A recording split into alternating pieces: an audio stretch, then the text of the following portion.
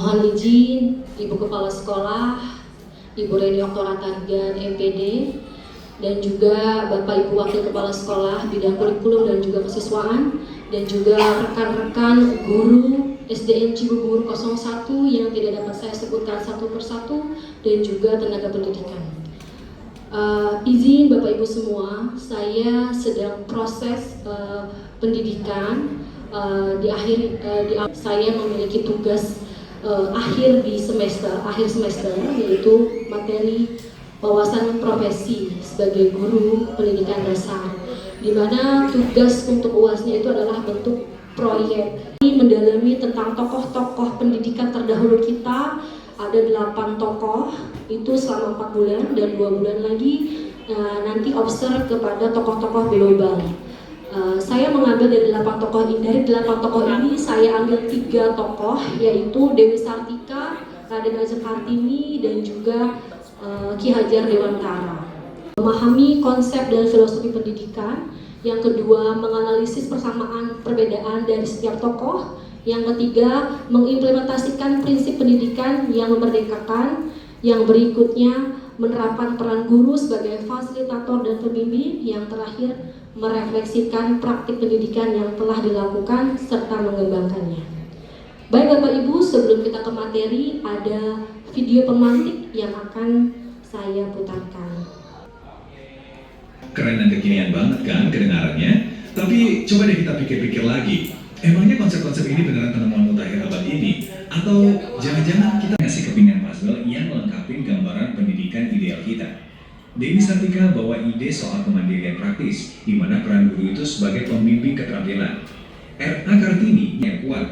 Dan akhirnya, Ki Hajar Dewantara merangkum semuanya jadi pengembangan potensi utuh.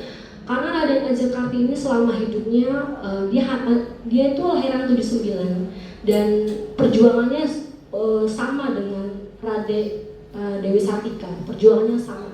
Di luar, di Eropa itu kan sering memberikan majalah, buku-buku kepada adiknya, sehingga wawasan dia itu bertambah. Dan bagi laki-laki dan perempuan sama seperti Dewi Sartika. Dan juga relevansi dengan sekarang, yaitu menanamkan nilai karakter, empati, dan penghormatan terhadap keberagaman. Yang ketiga itu pendidikan karakter dan moral, yang juga hanya mengembangkan intelektual tetapi juga budi pekerti.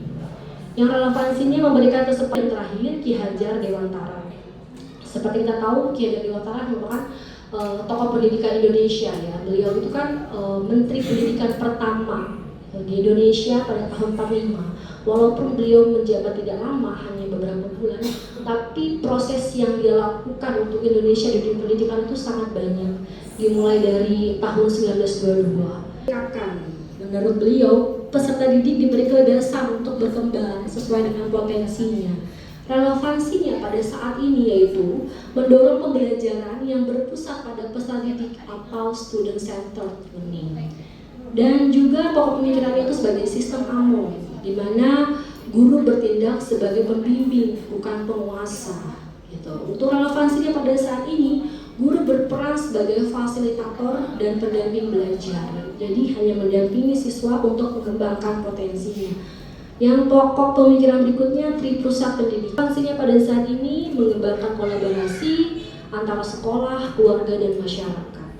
Dan semboyan yang dia sangat cetuskan adalah Ing Arso Sintulodo, Ing Madia Mangunkarsa, Tuturi Handayani.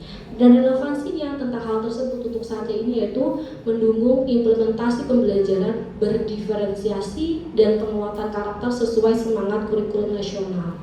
Ibu untuk memberikan pertanyaan. Menurut Bu Danti, dari ketiga tokoh ini mana yang paling mendekati pada era pendidikan kita saat ini, dan alasannya? Silakan, terima kasih. Ada pertanyaan lain? Oh iya, silakan Bu Niken. Terima kasih Bu Danti untuk paparannya yang sangat hebat. Saya ingin bertanya berdasarkan paparan yang telah disampaikan oleh Bu Danti tadi.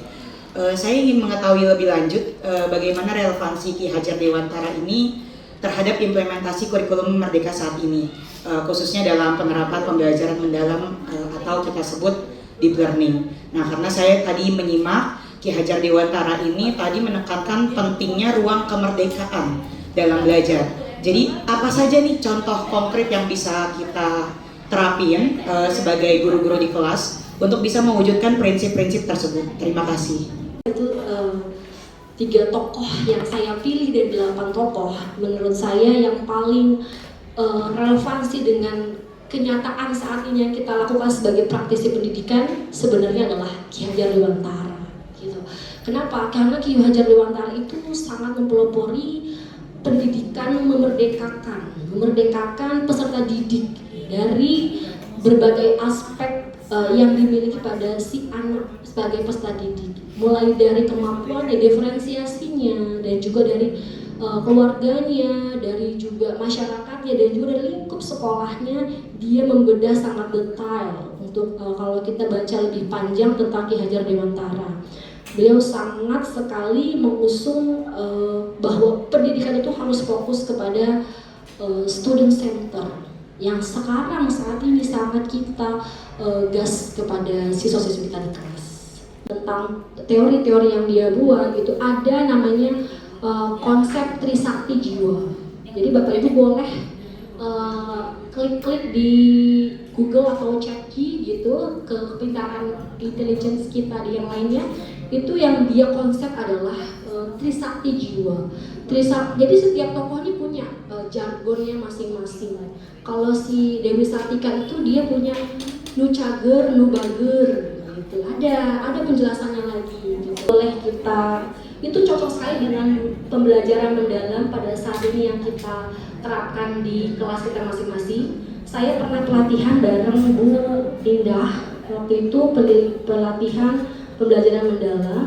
Saya itu rangkuman kita selama 4 bulan itu yaitu adalah pembelajaran mendalam adalah pendekatan dengan memuliakan dengan proses berkesadaran, bermakna, menggembirakan melalui olah pikir, olah hati, olah rasa, dan olahraga.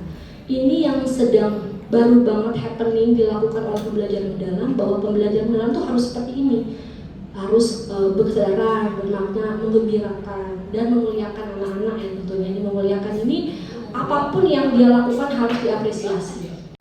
Tapi nggak ada olahraganya dia di saat itu pada tahun tersebut dia hanya 3 ini mengusung ini ada perkembangan baru, tapi harus secara holistik dan terpadu gitu bunyikan. Jadi cocok banget dengan pembelajaran mendalam yang dikukuhkan oleh Ki Hajar Dewantara. Gitu ya bunyikan. Asli ya. Baik, sekali lagi saya ucapkan terima kasih atas kebaikan Bapak Ibu dan Bapak Ibu Kepala Sekolah atas waktu dan kesempatan kepada saya untuk melakukan proyek pengibasan pembelajaran ini di mata kuliah terakhir saya di wawasan pendidikan. Akhirul kalam, saya ucapkan terima kasih banyak. Wabillahi taufiq wal hidayah. Wassalamualaikum warahmatullahi wabarakatuh. Waalaikumsalam warahmatullahi wabarakatuh. Terima kasih.